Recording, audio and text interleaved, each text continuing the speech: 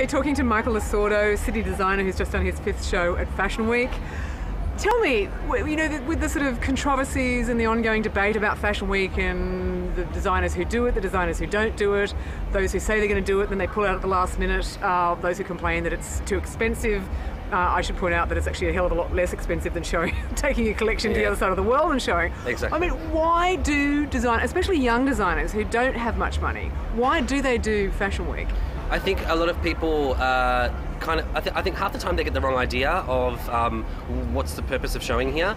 The purpose of showing here is purely, obviously for media coverage, but also at the end of the day, IMG collaborates with a lot of buyers and international, delegates and all this kind of stuff.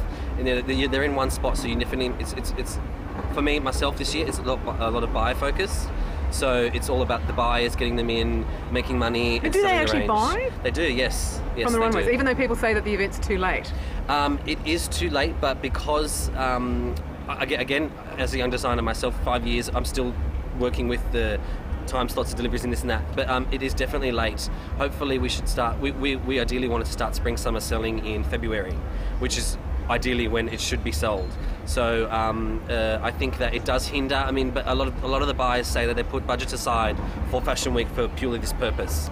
It might not be a lot more, but there's still budgets put aside. So okay, so and you mean people say most shows sort of start at $60,000, but you were saying that you can actually do a show for a lot less than that. I mean, it just depends who you work with, what team you work with. Luckily we had such amazing sponsors this year: Maybelline, Redken, SC Nails, the Apollo restaurant, and it's all about calling a lot of favors, and it's all about working within your means. I mean, we did a beautiful show at the Apollo, and it was very minimal lighting, very minimal seating, and you just got to learn to cut costs, and you just got to be smart about it, because it is a very big industry where you can waste a lot of money on nothing. So it's very important to know exactly what you're doing, how you're going to do it, and the cheapest way to do it. But what is the absolute minimum that someone would have to spend to do a show? The absolute minimum, I would say, would be $25,000. Which is still a huge amount of money for a cash-strapped designer. It's still a huge amount of money, but you have to hope that you can find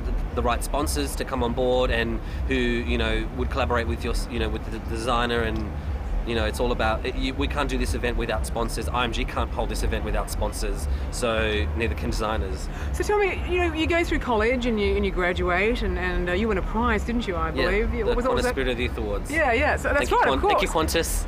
No, but a long time ago you won a prize straight out of. Yes, the Propeller Young Designer of the Year Awards in 2009, I think it was. Yeah, so obviously, I mean, recently you won the Sawyer Award, but I mean, in the beginning, I mean, it's quite daunting, isn't it? I mean, it's not. I think I gave up about 7 times.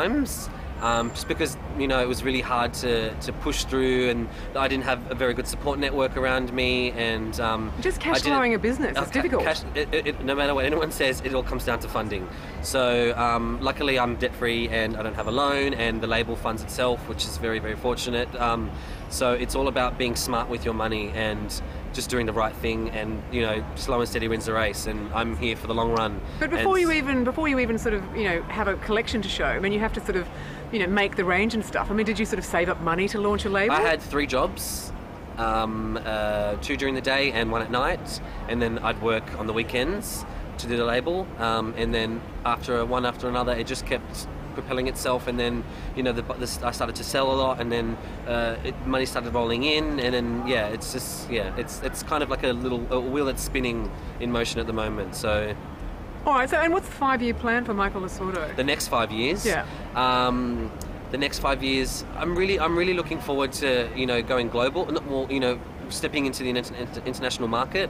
So Asia and America is something I'm really, really interested in. We went over to New York with Walmart and the Australians in New York Fashion Foundation in January, and the collection I brought over was really well received. So I really want to try and push that aspect of it. But also, it's all about setting a foundation here as well. I mean, we don't have a tremendous amount of stockists, but our stockists, they buy deep, and that's and that's how we want to keep that good relationship with the clients, and so they can buy better depth in the range, and they can better represent the labels within their stores.